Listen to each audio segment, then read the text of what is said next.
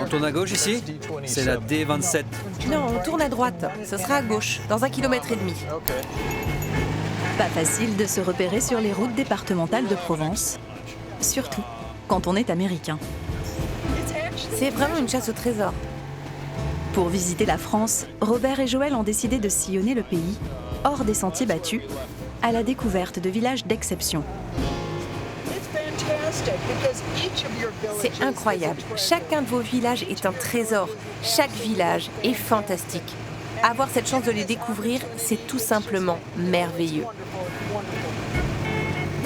Ce qui les a convaincus de vivre ce merveilleux voyage, c'est une marque de renom, le label des plus beaux villages de France.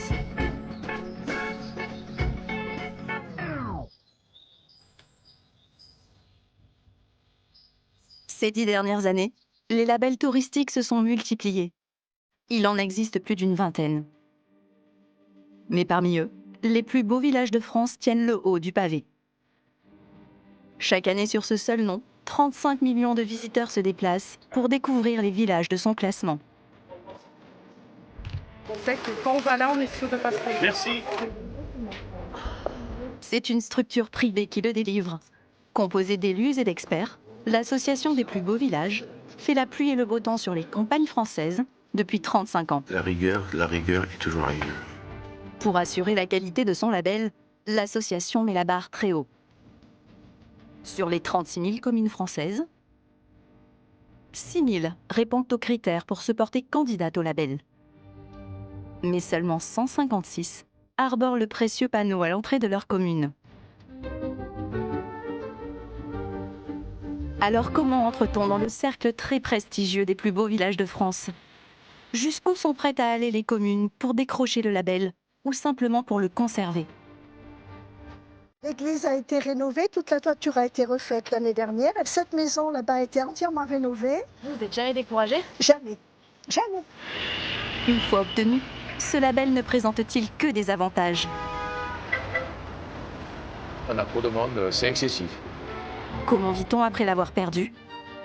Bienvenue dans l'impitoyable course au label des plus beaux villages de France.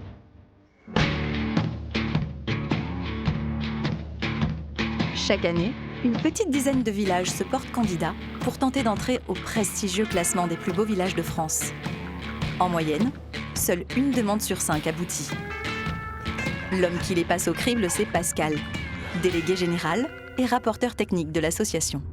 C'est toujours un moment de découverte, de surprise. Et donc les enjeux aussi sont importants parce qu'il s'agit d'être le plus objectif possible. Et donc je me mets dans la peau d'un visiteur qui va arriver par les différentes routes qui mènent à ce village. Et puis on aura déjà les premières impressions des abords, de la périphérie du village qui pour nous est extrêmement important. Ce matin, l'expert se dirige vers un village de Charente-Maritime, Brouage. Blottie au cœur d'un marais d'eau douce, la citadelle de Brouage est réputée dès le XVe siècle pour le commerce du sel, puis pour ses fortifications imprenables. Le village réunit les 3 conditions pour se porter candidat. 2 de ces édifices sont classés. Il compte moins de 2000 habitants. Et l'ensemble du conseil municipal est motivé pour gagner le label. Mais le plus difficile reste à faire. La visite d'expertise est une étape capitale pour le maire de Brouage, qui va se confronter au regard réputé redoutable de l'expert. Monsieur le maire, enchanté, Pascal Bernard. Asseyez-vous, s'il vous plaît. Ça marche, merci. L'objectif, c'est que je rapporte devant la commission qualité des éléments objectifs, factuels, qui décrivent la réalité de votre village, à la fois sur des aspects patrimoniaux et esthétiques, mais aussi, ce qui est très important pour nous, sur la vitalité socio-économique de votre village. Comment vous faites pour animer et faire vivre votre village au quotidien. Pour chaque critère, des notes sont mises de 0 à 3. 0 faible, 1 moyen, 2 fort, 3 très fort. Alors, le troisième volet de données, c'est en fait, on apprécie les efforts qui sont consentis par une municipalité pour protéger et mettre en valeur son village. Là, vous allez mettre 10 partout, là.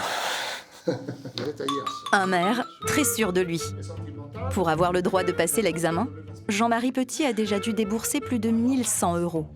Alors, il sort le grand jeu. C'est déjà une des plus belles communes, on va dire, en marais doux. Un marais doux qui a été fabriqué de la main de l'homme, donc un marais, on va dire, un des plus beaux marais d'Europe en état d'origine. On est quand même dans un village qui a conservé sa qualité architecturale, on va dire, à 80-85%. Je pense que moi, j'ai toutes ces chances d'avoir le label. Mais pour vanter les atouts de son village, rien de mieux qu'une visite historique en situation. Alors là, par exemple, c'était les anciens casernements. Il faut penser qu'il y avait 2 étages. Il y avait 4 000 hommes de troupes, l'armée, et 3 000 commerçants. Ouais. Il y avait 7 000 personnes. Tu te rends compte? Là, voilà la glacière. Et on peut aller à l'intérieur? Oui.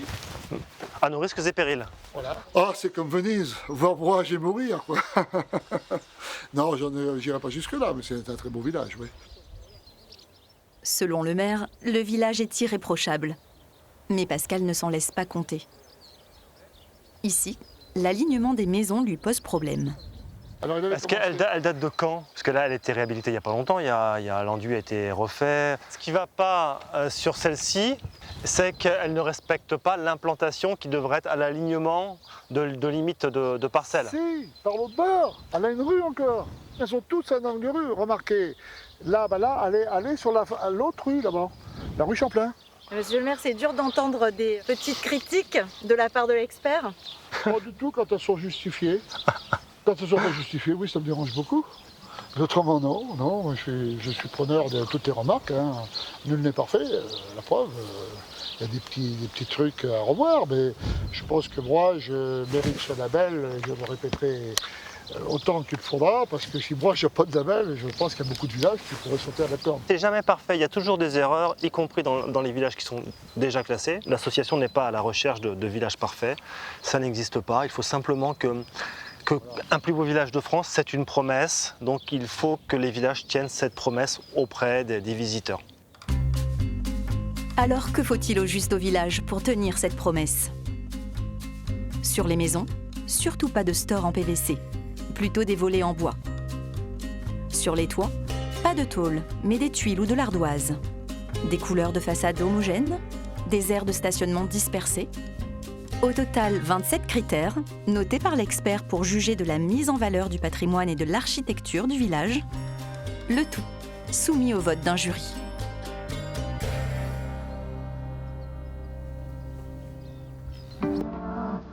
Entrer dans le club des plus beaux villages de France serait une aubaine pour un grand nombre d'acteurs de l'économie locale, notamment pour les éleveurs du Marais qui entourent le village.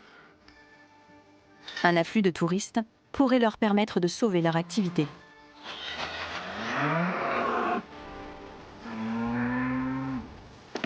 Allez, viens là, viens. Allez, viens. Faut partager un peu. Là. Frédéric Gorichon est un enfant du Marais de Brouage. En 20 ans, il a vu bon nombre d'éleveurs quitter la région. Le Marais se vide donc de son bétail, faisant courir un risque à cet écosystème si particulier. Nos animaux sont là pour entretenir le milieu, c'est le maintien de ces zones humides. J'ai pas les mots pour sortir ce que pourrait devenir le marais de Brouage, mais le marais de Brouage sans animaux, c'est plus un marais, on parle des friches industrielles, mais on parlera des friches du marais de Brouage, et pour moi c'est inconcevable. Le label pourrait nous servir aujourd'hui à revaloriser un produit local sur de la restauration, des magasins de producteurs, des collectivités. Voilà. Si demain on a ce label, c'est une deuxième vie pour le marais de Brouage. C'est des jeunes qui vont repartir derrière, c'est des gens aujourd'hui qui travaillent, qui vont mettre des nouvelles choses en place, qui vont conforter leur installation. Chut, doucement. Le sort de nombreux habitants du village et des environs est aujourd'hui entre les mains de Pascal. Pour illustrer les critères à remplir pour décrocher le label, l'expert, une fois seul, photographie le village dans les moindres détails.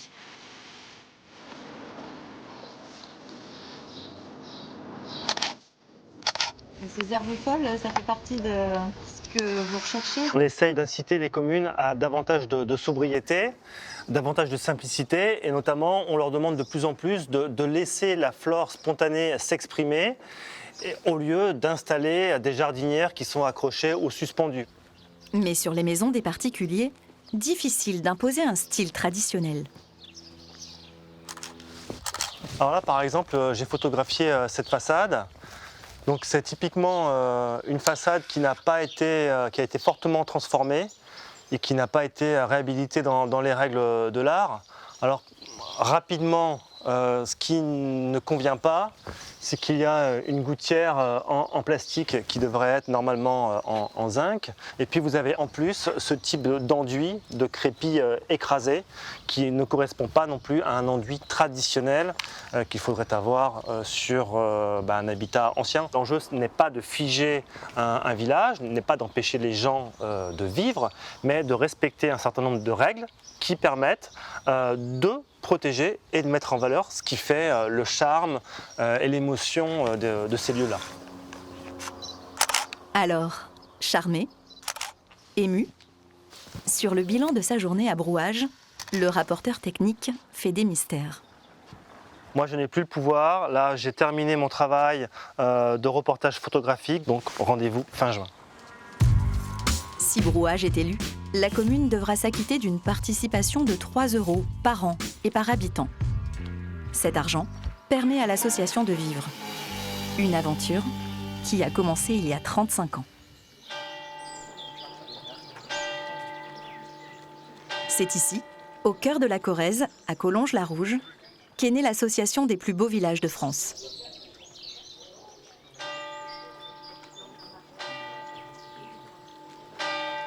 En 1982, le maire de l'époque, Charles Seyrac, décide de créer un réseau de villages misant sur le tourisme. Le but, faire connaître leur patrimoine au plus grand nombre et ainsi donner un second souffle à ces bourgs. Avant cette date, Collonges était encore un village de 350 habitants, agriculteurs pour la plupart. L'exode rural entamé au milieu du siècle continuait à dépeupler sa campagne, faisant courir au village le risque de s'éteindre.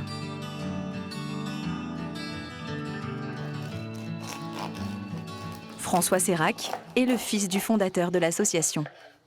L'œuvre entreprise par son père a donné une autre dimension à sa vie professionnelle. Bonjour, vous avez bien dormi les jeunes? Ouais. Voilà, chocolat. Merci. Tiens. Voilà. On est agriculteur à la base, donc on vendait nos produits. Après, on a créé une ferme de découverte. Il n'y aurait pas eu ce flux touristique et tout ça. On n'aurait peut-être pas fait une ferme de découverte. On n'aurait peut-être pas développé tout ce qu'on a développé comme activité. Le gîte, je ne sais pas si on l'aurait fait. Ça aurait été beaucoup plus difficile pour capter de la clientèle. Le gros avantage, c'est que quand on met des idées nouvelles à Collonges, avec le label des plus beaux villages de France et l'attrait de la clientèle touristique qu'il y a, voilà, c'est peut-être plus facile que si on se trouvait dans un petit village non labellisé, un peu perdu, quoi. Ce petit miracle économique, François n'est pas le seul à en avoir bénéficié. Cette reconversion a donné un nouvel élan à tous les habitants. Salut Julie. Salut François. Comment tu vas? Ça va et toi? Ça y est. Ça démarre à fond? Ça y est. Bon. Il fait bien chaud. Bon courage alors. Hein?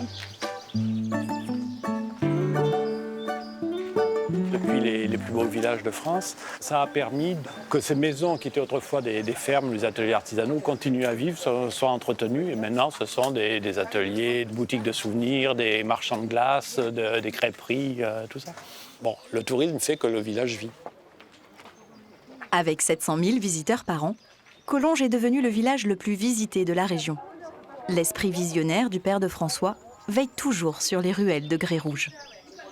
Je suis sûr qu'il est là et qu'il regarde et qui, je n'allais pas dire qu'il compte les gens qui passent, mais il voit que l'association dure, il voit que les plus beaux villages vivent, augmentent.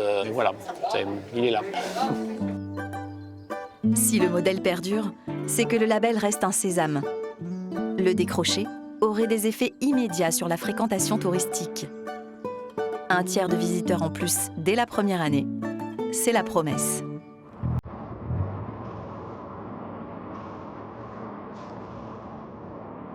Dans le Gard, Luçon. C'est le dernier des labellisés. Il fait partie des plus beaux villages de France depuis septembre 2016. Son château fort du XVe siècle, son temple protestant, ses ruelles étroites ont coupé le souffle aux membres du jury. À la veille du lancement de la saison touristique au mois d'avril, tout le village se prépare à faire face à cette nouvelle notoriété.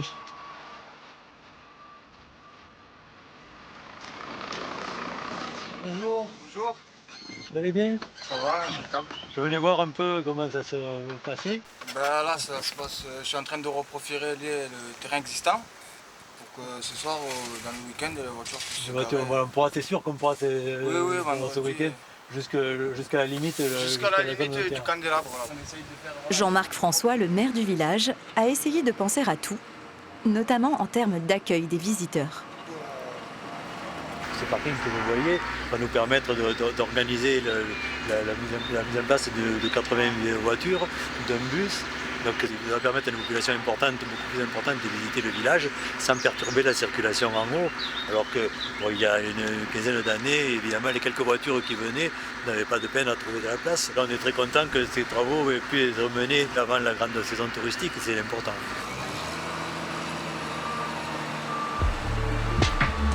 En plus de ces travaux d'aménagement, la mairie s'est également offert un relooking pour ses ruelles. Pour cela, elle a fait appel à Emmanuel, le céramiste du village. Je vais livrer des plaques de rue pour remplacer les vieilles plaques de rue de village pour rénover et embellir ce nouveau plus beau village de France. Bonjour Laurent. Comment tu vas? Ça va? Ça va. Je t'amène encore 2 plaques. C'est toi que tu es en train d'installer. Tu veux un coup de main? Non, oui, si tu veux, mais elles sont vraiment jolies. Hein. Sur la pierre, ça fait joli. Les couleurs rendent bien. Ouais, c'est plus beau que celle qui était avant, c'est certain. Hein. C'était usé.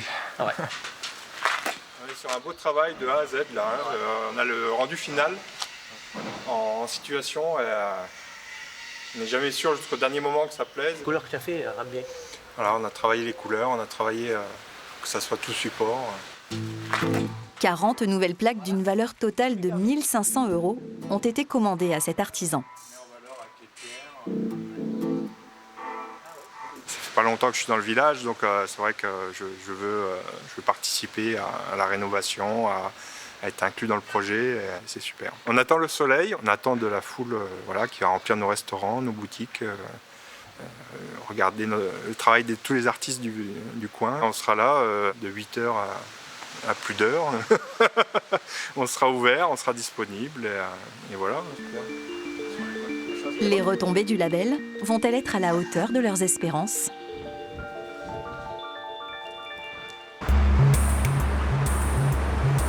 Bien loin des villages reculés, la réussite du label tient aussi à ses outils de communication. Le plus accrocheur, son guide. Un ouvrage édité à 17 000 exemplaires, en vente dans les rayonnages des grandes librairies. C'est Anne Gouvernel, la chargée de communication de l'association, qui est en charge du suivi du livre. Allez, on se met au travail. Il y a 2 ans, elle a réussi à faire rentrer les plus beaux villages de France dans une grande maison d'édition. Il faut qu'on fasse un point sur le village de Saint-Jean-Pied-de-Port et de Luçon, je pense. Ouais, ok. Les 2 nouveaux entrées ouais. dans la sélection. Ce serait bien si on pouvait avoir une vue peut-être même un peu plus éloignée. Le château, c'est bien parce que ça c'est emblématique du village. Ouais, bien sûr. Donc je vais regarder ça. Très bien. Donc attends éventuellement une nouvelle photo. Ouais, je vous tiens au courant. Très bien. Les gens sont très en quête en ce moment de sincérité, d'authenticité, de choses vraies. Voilà. Et donc ce guide rentre totalement dans la ligne de ce que l'on a envie aussi de développer, de montrer du monde et de montrer de nos vies. Quelque chose de vrai, qui date, qui a des racines, qui se construit, qui s'entretient, qui a de la richesse et qui peut accueillir une population variée pour des plaisirs divers, de nature, de culture, juste de découverte architecturale. Voilà. Mais pour le label, éditer son guide dans ce grand groupe, c'est surtout une occasion de toucher les touristes de tous les pays. Ici, ça peut peut-être le faire. Donc pour ce village-là, c'est juste pour vous dire qu'en fait, on a agrandi un petit peu le bloc là avec les informations pratiques, parce que pour nos lecteurs, on rajoute aussi des distances, on rajoute en kilomètres, mais aussi en miles, parce que c'est plus parlant pour nos lecteurs. Et donc du coup, ça prend plus de place. Oui, bien sûr. Ce qui nous a vraiment convaincus et séduits aussi dans le fait de travailler avec eux, c'est qu'ils nous proposaient d'aller chercher le marché anglophone avec une version anglaise. Donc c'est la première fois qu'on le faisait et on avait quand même régulièrement des demandes via notre site internet ou autre de touristes anglophones qui nous disaient vous n'avez pas une version anglaise de votre guide, etc. Et voilà, aujourd'hui c'est le cas. Au moins Flammarion nous a permis d'accéder à ça. Si le public anglophone a enfin son guide, le label a également trouvé un autre moyen de l'attirer.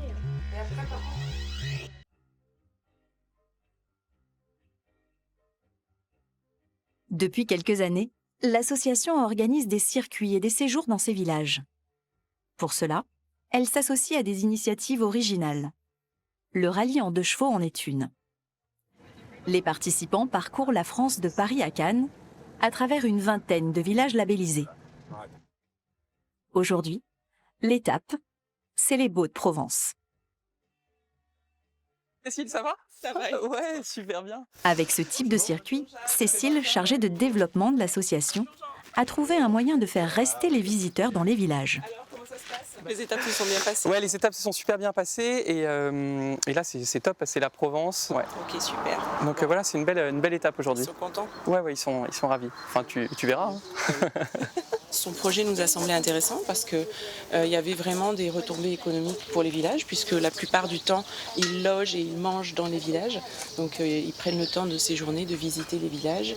Et voilà, c'est ce qui nous a intéressés, en plus du concept de chevaux, qui est vraiment une voiture un peu mythique et légendaire pour l'art de vivre à la française. C'est bien les plus beaux villages de France qui les attirent, ou en tous les cas cet art de vivre qui les attire.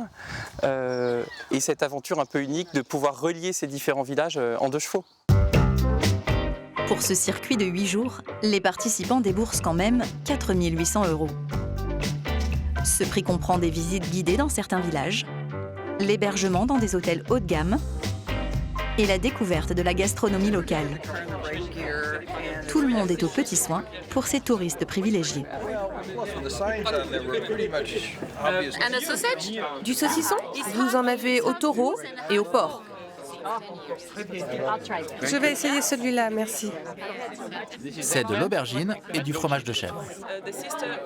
Cécile profite alors de toutes les conversations pour mener sa petite enquête de satisfaction. Comment avez-vous connu le rallye? Mes amis l'ont fait 2 fois. Je devais le faire l'année dernière, mais je n'ai pas pu.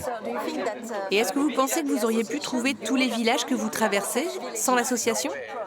Non. Comment j'aurais pu les trouver? C'est incroyable.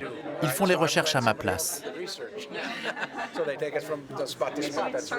Je suis allé à Paris, à Nice, à Monaco, mais je n'aurais jamais su comment venir ici. C'est difficile de se repérer avec une carte.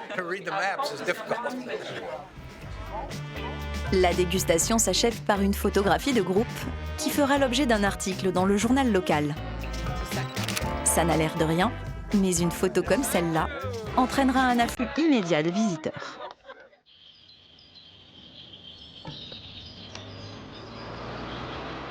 En septembre, alors que la haute saison s'achève, nous retournons à Luçon, le village du Gard labellisé en 2016.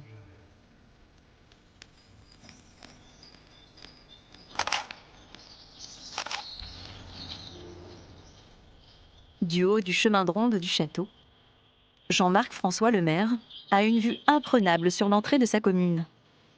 Il n'en revient toujours pas.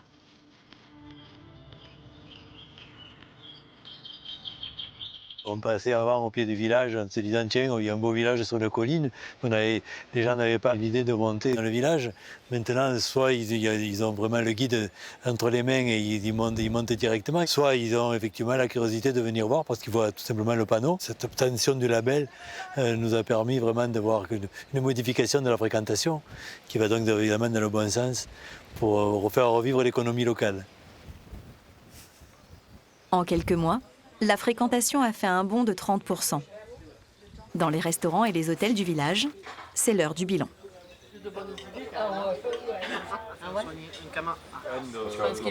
Parmentier de Brondade, it's a specialty of the region, fish with potatoes.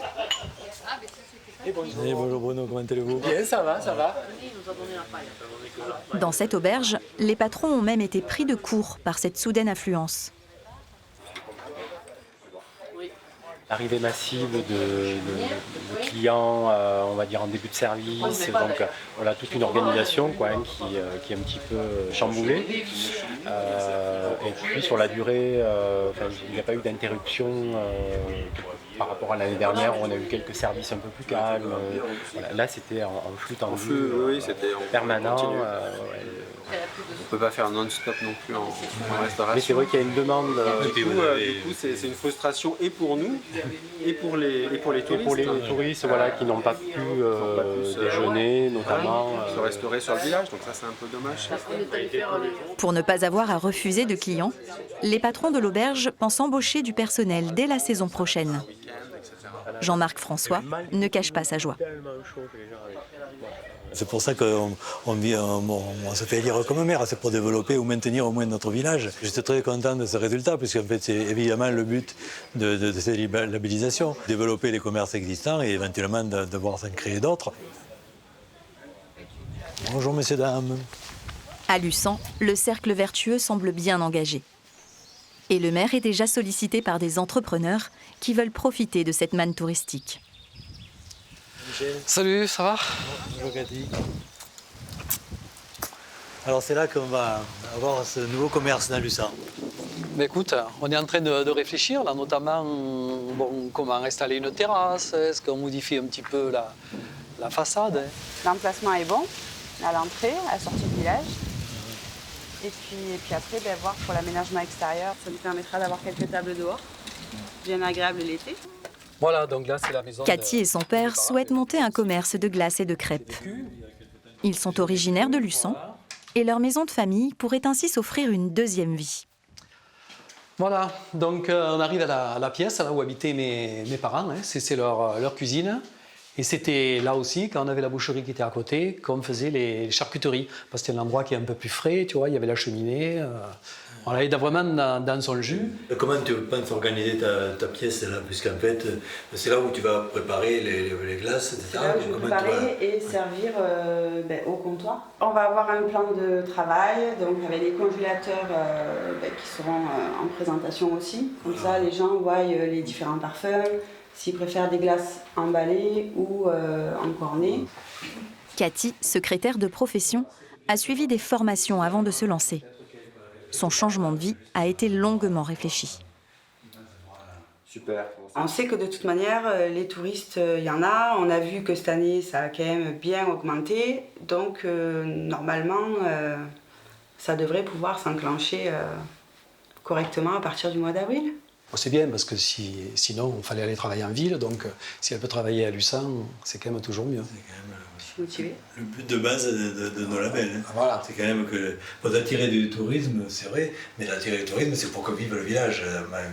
Parce que bon, le tourisme, ça dure un temps, le village, il vit toute l'année, on a besoin que les jeunes restent, que les enfants soient à l'école, etc. Et je pense que mes grands-parents seraient fiers de voir leur maison revivre maintenant, grâce à nous, entre guillemets. Donc, on se lance. Qui ne tente rien à rien.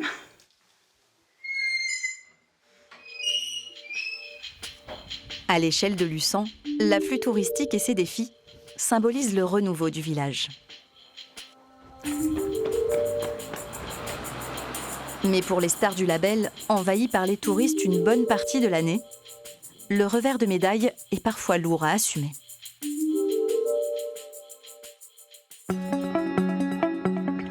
Dans le Vaucluse, à Gordes, il n'y a pas que la physionomie du village qui soit vertigineuse. Les chiffres de la fréquentation le sont aussi. Près d'1 million de touristes par an, 10 000 le jour du marché, plus de 500 places de parking. Et pourtant, L'agent de circulation a bien du mal à gérer l'affluence.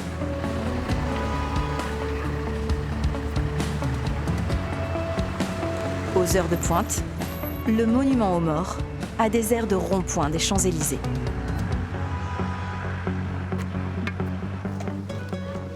Bon appétit. Bonjour. Ça va? Salut Maurice. Maire de Gordes pendant presque 5 mandats, Maurice Chabert est aussi le président de l'Association des plus beaux villages de France. Ça va? S'il est l'un des acteurs du succès de ce village, il est aujourd'hui obligé de faire certains constats. On a trop de monde parce que, surtout en juillet-août, c'est extraordinaire. C'est-à-dire, c'est trop...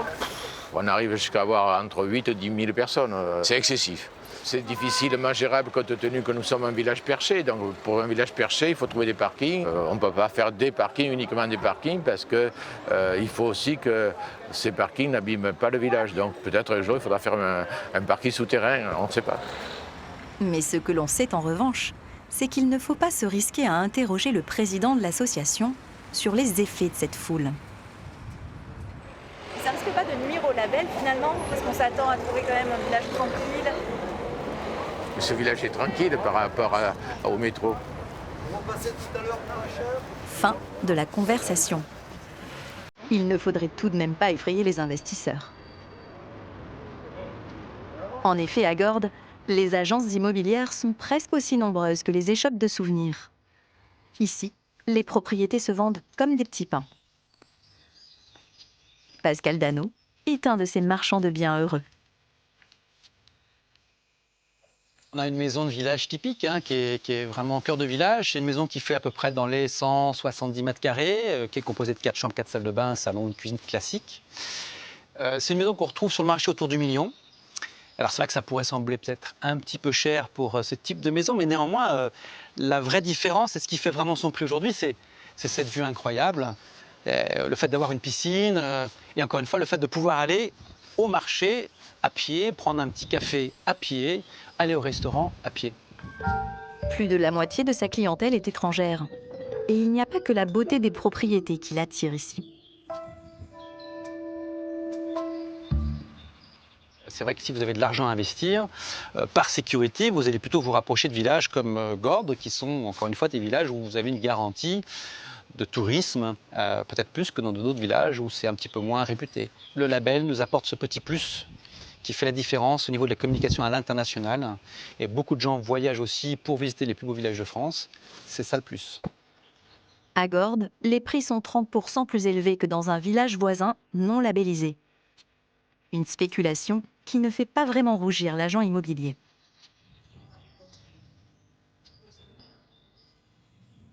Plus que des prix, nous, on vend vraiment un art de vivre, une qualité de vie. Et c'est vrai qu'on n'est pas à calculer un prix au mètre carré. Les gens rêvent un petit peu d'habiter là. Je parle pour un Parisien qui serait qu'à 2h40 de la capitale. On ne vend pas forcément un prix au mètre carré, on vend une nouvelle vie. Donc c'est un peu du rêve. Donc peut-être que c'est un peu plus cher que la réalité, c'est possible. Pour ces villages restés longtemps isolés, la surfréquentation et la spéculation immobilière valent toujours mieux que des ruelles et des logements vides.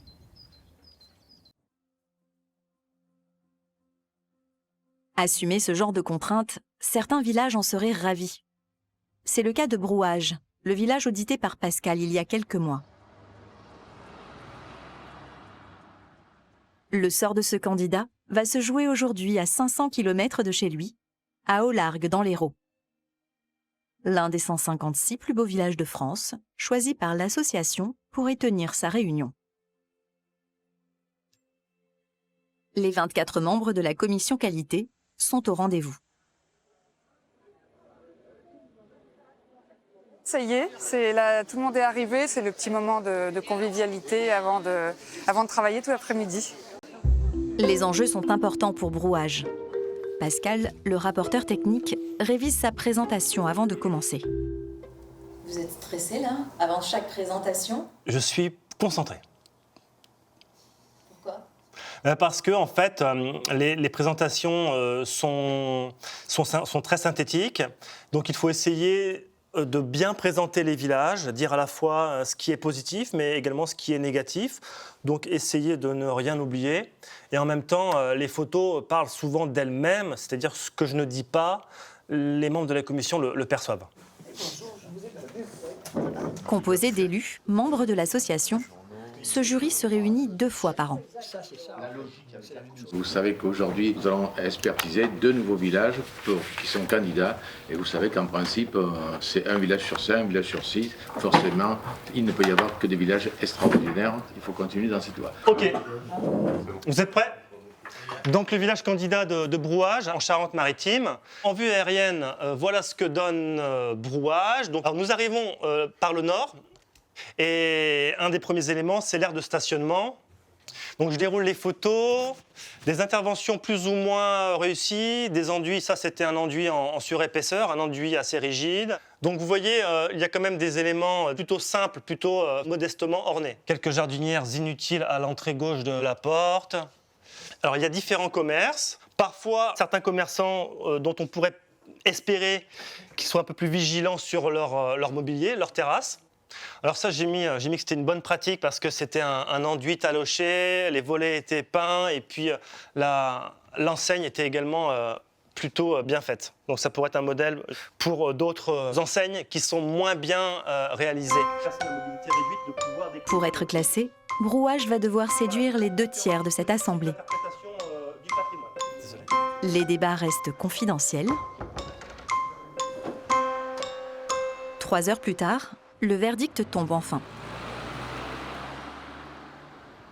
Maintenant, le vote à la majorité des 2/3 est acquis. Et donc, Brouage vient aujourd'hui de rejoindre les plus beaux villages de France. C'est une décision de classement qui, néanmoins, est assortie de réserves. La réserve essentielle, c'est que la municipalité doit être vigilante sur la maîtrise de l'espace public. Fini les jardinières, les chaises en plastique et les parasols publicitaires en terrasse. De la sobriété. Brouage entre désormais dans la cour des grands. Moi, je considère que c'est un élément fort d'avoir des réserves pour un maire qui permet à celui-ci de dire à son conseil, de dire à sa population, certes, nous sommes classés, mais attention, il faut être vigilant. Notre objectif est de labelliser des villages de qualité, qui est notre critère premier. Il faut encore une fois que les visiteurs qui iront voir ces villages ne soient pas déçus. Donc il faut que ces villages aient du patrimoine, ils soient jolis et que le visiteur en garde un très bon souvenir pour que demain il aille voir un autre village qui est labellisé. Parfois on nous dit qu'on est trop sévère, mais c'est tout à fait normal. Si on n'est pas sévère, eh bien à ce moment-là on ne serait pas 155, 156, on serait 2000, etc. Mais notre association n'aurait aucune valeur. La rigueur est toujours la rigueur. Brouage devra rester conforme aux attentes de la commission. Car le label des plus beaux villages de France est difficile à gagner, mais facile à perdre. Depuis 2011, les villages classés font l'objet d'une réexpertise. Tous les 6 ans, ils courent désormais le risque de perdre le précieux label. Cette mésaventure est arrivée à la commune de Saint-Floré, dans le Puy-de-Dôme. Depuis 2016, elle ne fait plus partie des plus beaux villages de France.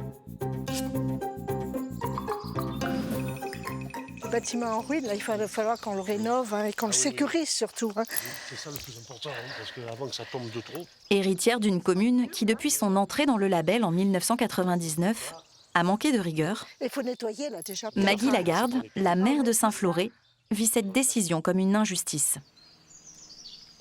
Ce qui nous a le plus vexé, c'est qu'on leur avait demandé un délai. Et le délai, ils ne nous l'ont pas accordé. Ça, c'est dommage, parce qu'on avait entrepris de gros travaux, un petit peu dans tout le village. On aurait bien préféré qu'ils reviennent dans 2-3 ans et que la traverse soit terminée, que les travaux ici soient bien terminés aussi, et qu'on leur fasse voir un village qui a été rénové entièrement. Parmi les reproches faits par l'association, la pose de ces pavés. Pour eux, cette position des pavés fait trop urbain. Ces pavés auraient dû être alignés tout droit au lieu d'être en demi-cercle. Mais à l'époque, ça a été accepté par les Bâtiments de France. Donc je pense que le maire a très bien jugé de le faire dans ces conditions. Hein. Le manque d'homogénéité des habitations a également été pointé du doigt. Aujourd'hui, malheureusement, on a des bâtis qui ont été rénovés, mais il y en a d'autres qui sont en cours de rénovation, mais qui n'ont pas encore été rénovés. Et on ne peut pas obliger les propriétaires à faire de la rénovation s'ils n'ont pas les moyens financiers de la faire. Des moyens financiers, Maggie sait pourtant en trouver. Elle a obtenu près de 450 000 € d'aide de la part de différents organismes publics. Elle les investit dans des chantiers d'embellissement du village, car elle a un objectif: regagner le label. Aujourd'hui encore, elle reçoit un des conseillers départementaux. Bonjour Lionel. Comment vas-tu? Ça va, toi aussi? Ça va, Maggie? Oui. Bon, bah, écoute, on est bien content que tu sois là, parce que comme ça va nous permettre de revoir un peu les dossiers qui ont été envoyés au conseil départemental. Lionel Gay vient lui confirmer le déblocage de 200 000 € pour la rénovation d'un des ponts de la commune. On a fait les chiffrages, les appels d'offres et les consultations sont réalisés. Ça coûte à la collectivité et au département, mais c'est un plus pour pouvoir valoriser notre patrimoine. Maintenant, nous allons démarrer mi-août. Ça, c'est super. Tout ça, ça dénote une volonté, une ambition de la commune d'être attractif et de se tourner vers les gens, à la fois les gens qui y vivent, mais également les gens qui viennent visiter. Avoir du patrimoine, avoir des sites environnementaux, avoir des sites classés, c'est important. Le faire savoir, le valoriser et continuer d'améliorer la démarche, ça c'est essentiel. Sans label depuis 1 an, Maggie Lagarde s'inquiète de la survie de son village. Voilà, c'est difficile pour une commune de vivre du tourisme si on n'a pas un label. C'est vrai qu'on perd de la clientèle quand même. Moi, ça me fait plaisir quand il y a des cartes qui arrivent et qui visitent notre patrimoine. Moi, j'aime faire connaître mon patrimoine. Je trouve qu'il est beau, donc il faut le faire voir.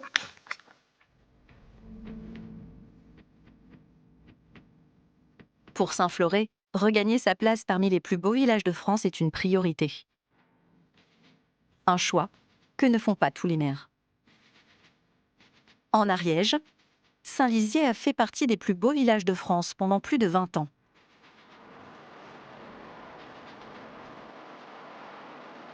Cet ancien évêché, avec son palais, ses 2 cathédrales, son cloître roman, répondait aux nombreux critères souhaités par l'association. Mais le développement de la zone commerciale au pied de la commune a posé problème lors de la réexpertise du village.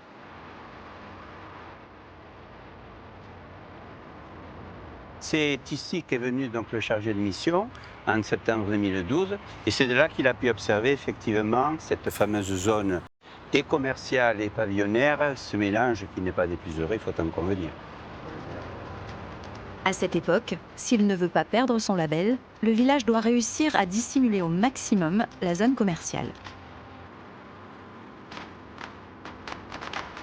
Pour cela, la municipalité devrait planter des arbres à haute tige, repeindre les bâtiments et leurs toitures pour les harmoniser. Un chantier estimé à près de 700 000 €. Au même moment, elle engage des travaux dans l'école primaire du village, à hauteur de 2 millions d'euros. La commune est déjà endettée, elle ne peut pas se battre sur tous les fronts. Le maire choisit l'école plutôt que le label, qu'il décide de quitter. Et moi, j'ai très vite proposé à mes collègues, écoutez, il vaut mieux s'en aller avant d'être buté dehors. Voilà. Hein? Pourquoi? Mais parce que ce n'est pas très honorable d'être mis dehors. Moi, je préfère m'en aller avant. C'est une question d'honneur. Nous sommes gascons, n'oubliez pas. Vous ne regrettez pas du tout votre choix? Non, pas du tout. Le choix, il a été très simple. Développement local d'abord, bien-être des Lycéroises et des Lycérois, et ensuite le développement touristique, oui. Mais le fait d'avoir renoncé au label des plus beaux villages de France ne me semble pas avoir été un handicap majeur au développement touristique. La décision du maire a finalement satisfait la plupart de ses administrés.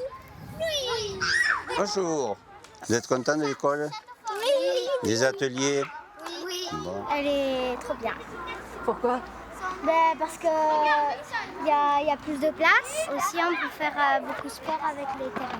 Là, il y avait des structures provisoires, type Algeco, qui occupaient 240 mètres carrés. Pour les tout petits, il n'y avait pas de cours de création. Donc, c'était assez étriqué, ça manquait d'ouverture et surtout de surface.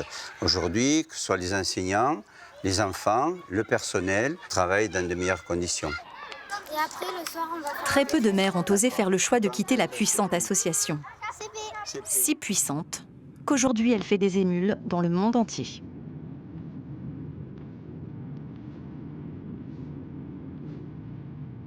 Des villages ruraux avec un patrimoine et une population à défendre, il y en a partout dans le monde. Alors pourquoi se limiter à la France? Dans la province d'Aragon, en Espagne, le village de Valderobrés.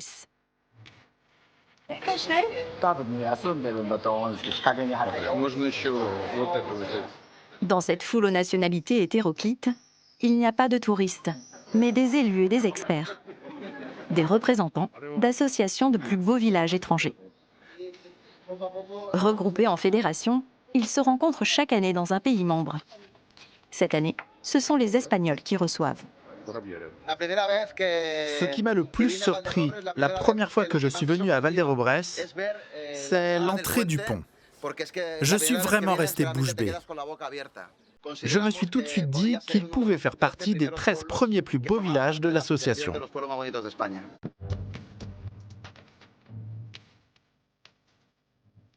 La fédération compte aujourd'hui 6 pays et plusieurs autres rêvent d'en faire partie.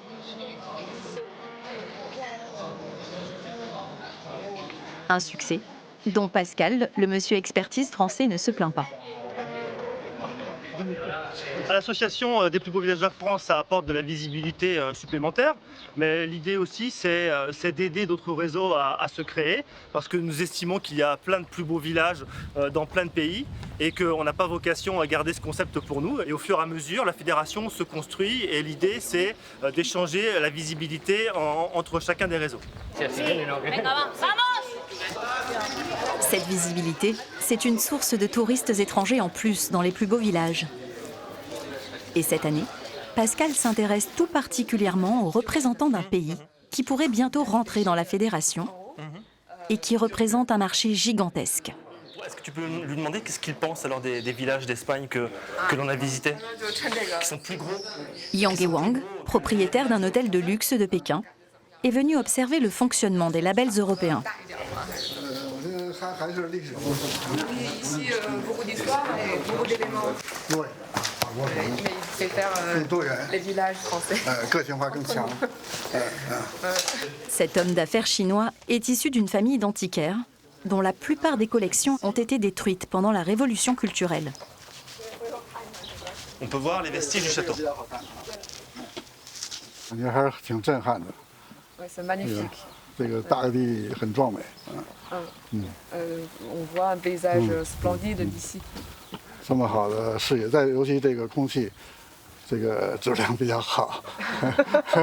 Et surtout, on respire bien ici. Surtout quand on a le smog à Pékin. Pour protéger et faire connaître le patrimoine chinois, il se heurte à des enjeux compliqués propres à son pays. En Chine, quand un patrimoine culturel ou historique devient un objet précieux, le gouvernement le ferme à clé en posant un panneau « Site historique et culturel protégé ». Personne ne peut plus y accéder. Ce genre de protection est très courant dans notre pays.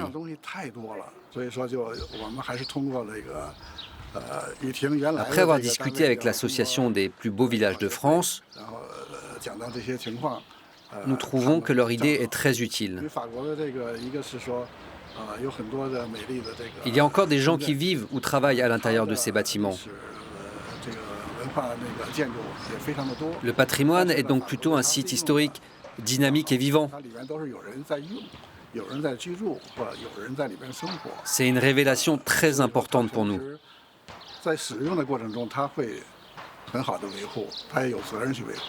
Ça nous fait chaud au cœur. On est extrêmement fiers que le modèle français puisse inspirer d'autres pays, et notamment la Chine. Alors après, on reste modeste, et il faut que les Chinois adaptent les règles à leur histoire, à leur culture, à leur organisation villageoise. Et donc, on va essayer de les accompagner avec nos moyens. Peu importe de courir le risque de voir se transformer certains trésors cachés en parcs d'attractions, le développement touristique proposé par les plus beaux villages de France est sans nul doute une des clés de la survie de ces petits villages.